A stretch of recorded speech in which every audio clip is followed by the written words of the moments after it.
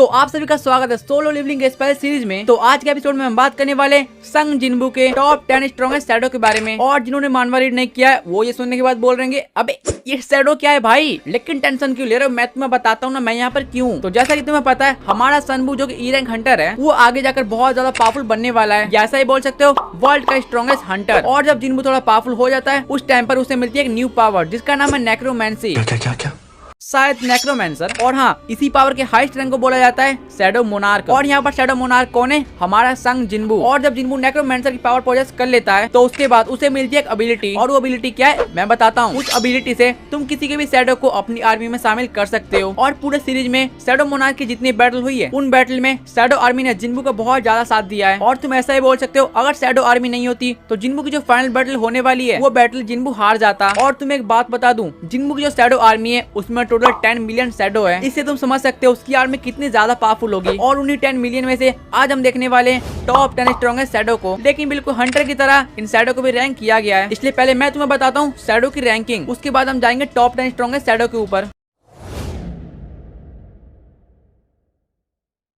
तो देखो सबसे पहले हमें देखने को मिलती है नॉर्मल शैडो जो कि एक सी रैंक हंटर है उससे कम पावरफुल होता है। और इसके ऊपर होता है एक एलाइट शैडो जो कि एक बी रैंक हंटर इतना पावरफुल होता है। और इसके ऊपर आता है नाइट रैंक, और नाइट रैंक का शैडो एक ए रैंक हंटर इतना पावरफुल होता है। और अगर कोई शैडो नाइट रैंक इससे ऊपर का होता है तब उन शैडो का अपना नाम होता है। और इसके ऊपर आता है एलाइट नाइट, और इस रैंक के शैडो एक मिड एस रैंक हंटर इतने पावरफुल होते हैं। और इसके ऊपर भी आता है जनरल रैंक, और इस रैंक के शैडो एक एस रैंक हंटर या उससे पावरफुल होते हैं। और इसके ऊपर आता है मार्शल ग्रेड, और इस रैंक के शैडो एक एस रैंक हंटर से बहुत ज्यादा पावरफुल होते हैं। या तुम ऐसे बोल सकते हो शैडो आर्मी में सबसे स्ट्रॉन्ग शैडो यही होते हैं। और इसके बाद सबसे ऊपर आता है ग्रैंड मार्शल शैडो, और इस रैंक में शैडो मोनार्क का एक ही शैडो रह सकता है। और जो इस रैंक पे शैडो है वो पूरे शैडो आर्मी को कंट्रोल करता है। इससे तुम समझ सकते हो वो शैडो कितना ज्यादा पावरफुल होगा। और सीरीज में जो इस रैंक पे शैडो है वो एकदम एंड में आता है। तो यही है शैडो की रैंकिंग जो कि तुम समझ चुके हो। तो चलो अब देखते हैं जिनबू के टॉप 10 स्ट्रॉन्गेस्ट शैडो को।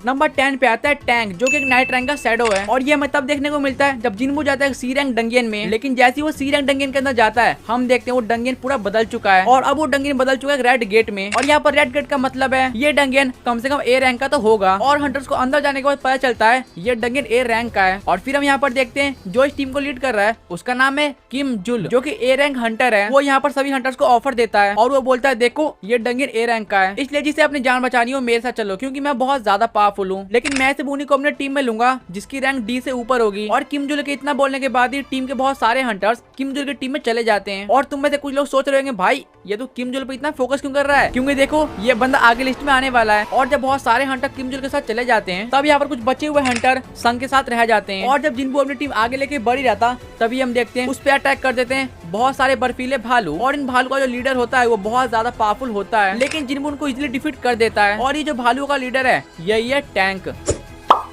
नंबर 9 काइजल, और ये एक नाइट रैंक का शैडो है। और काइजल हमें देखने को मिलता है 100 फ्लोर डंगियन में। और 100 फ्लोर डंगियन का मतलब ऐसा डंगियन जिसमें 100 फ्लोर्स है। और जब जिनबू डंगियन में जाता है वो सभी फ्लोर को क्लियर करके पहुंच जाता है 100 फ्लोर पे। और वहां पहुंचने के बाद जिनबू की बैटल होती है डीमन किंग बैरन से। और डीमन किंग की सवारी यही काइजल है। और जिनबू डीमन किंग को डिफीट करने के बाद काइजल को अपना शैडो बना लेता है। और ये सुनने के बाद तुम बोलोगे भाई अगर उसने काइजल को शैडो बना लिया तो डीमन किंग को शैडो क्यों नहीं बनाया। पहले देखो जिनबू ने उसे शैडो बनाने का ट्राई किया था लेकिन किसी रीजन की वजह से वो फेल हो जाता है। और रही बात काइजल की तो देखो इसने बैटल में ज्यादा कुछ तो नहीं किया क्योंकि जिनबू इसे एज अ व्हीकल यूज करता है। और हाँ इसकी स्पीड बहुत ज्यादा फास्ट है।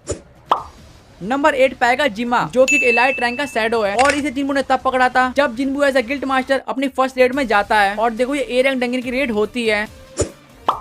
नंबर 7 पे आएगा आयरन जिसकी रैंक है एलाइट नाइट। और याद करो कुछ देर पहले मैंने कुछ बोला था ये जो किम जुल है जो कि ए रैंक हंटर है इसके बारे में याद रखना क्योंकि ये जो आयरन है ये वही किम जुल है ए रैंक हंटर। एंड ये सुनने के बाद यू बी लाइक ये कब हो गया। वेल रुको बताता हूँ। तो देखो जैसे कि मैं तुम्हें बोला था उस रेड गेट वाले रेड में ये जो किम जुल है ए रैंक हंटर बहुत सारे हंटर को लेकर कहीं और चला जाता है। लेकिन कुछ देर बाद हम देखते हैं डंगियन के जो मॉन्स्टर है उसने किम जुल को छोड़कर उसके बाकी सारे हंटर्स को मार दिया है। और क्योंकि ये बंदा ए रैंक हंटर है इसलिए वो जान बचा के भाग जाता है। और ये भागते भागते पहुंचता है संग जिनबू की टीम के पास। और यहाँ आने के बाद वो देखता है जिनबू की टीम तो मस्ती कर रही है भाई, वो खा रहे हैं पी रहे सब कुछ कर रहे हैं। और ये देखने के बाद इसकी जल जाती है क्योंकि इस टाइम तक जिनबू की जो रैंक थी वो ई रैंक थी। और एक ई रैंक हंटर की टीम इतनी मस्ती से वहाँ पार्टी कर रही है ये देखकर उसकी जल जाती है और इसलिए वो उनकी टीम पर अटैक कर देता है। लेकिन उसी टाइम पर जिनबू आता है और अपने इग्रिस को बाहर निकालता है। और इग्रिस बाहर निकलते ही सिर्फ एक ही अटैक में इस किम जुल को मार देता है। और उसके बाद जिनबू इसको अपनी टीम में शामिल कर लेता है। लेकिन एक सेकेंड, ये इग्रिस कौन है बताता हूँ, आगे आएगा।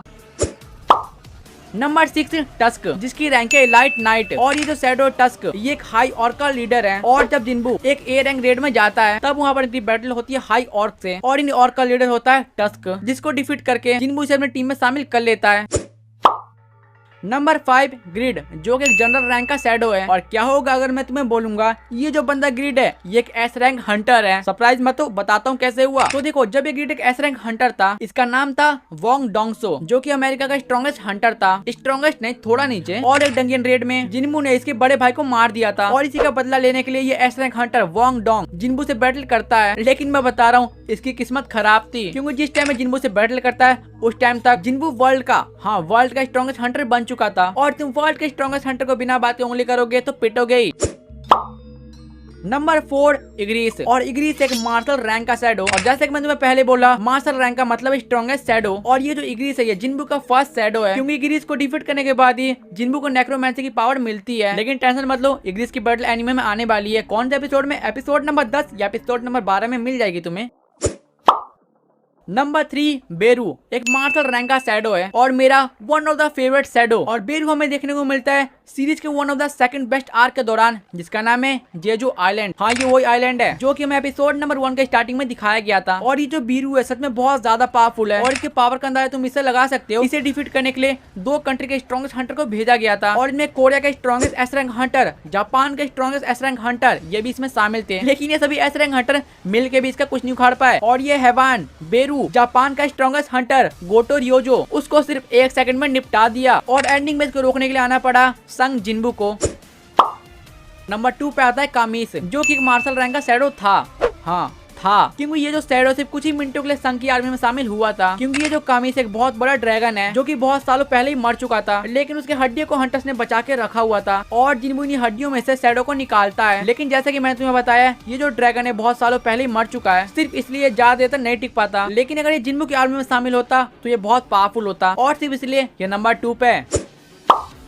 तो फाइनली अब बारी है नंबर 1 की। और नंबर 2 पे आएगा बेलियन, जिसकी रैंक है ग्रैंड मार्शल। और ये जो बंदा है बेलियन, ये पूरे 10 मिलियन शैडो आर्मी को लीड करता है। और विदाउट एनी डाउट ये संगबू का स्ट्रॉन्गेस्ट शैडो है। और मैं तुम्हें बता दूं, ये जो बेलियन है ये पुराने शैडो मोनार्क जिसने जिन्बू को चुना है, यानी एस बॉर्न की आर्मी है। और मैं तुम्हें एक बात बताता हूँ, बेलियन एकदम सीरीज के एंडिंग में आता है। और जब इसकी एंट्री होती है उसको देखने के बाद तुम्हें एवेंजर एंड गेम की याद आ जाएगी। क्योंकि फाइनल बैटल के लिए हम बेलियन को देखते हैं, जो कि जिन्बू की हेल्प करने के लिए लाखों करोड़ों शैडो आर्मी को लेके आता है। और ये सीन देखने के बाद मुझे अभी भी गूज़बम्स आ रहे हैं। तो हाँ, ये जिन्बू का टॉप 10 स्ट्रॉन्गेस्ट शैडो आर्मी। और अगर तुम अभी तक वीडियो देख रहे हो, इसका मतलब तुम्हें वीडियो बहुत ज्यादा पसंद आ चुका है। और अगर सच में पसंद आ चुका है तो देखो लाइक करना, सब्सक्राइब भी कर देना, दोनों बिल्कुल फ्री होता है। और नेक्स्ट किस टॉपिक पे वीडियो चाहिए कमेंट करो। और इनमें से तुम्हारा फेवरेट शैडो कौन है कमेंट करना। मिलते हैं किसी और वीडियो में। जय हिंद, वंदे मातरम।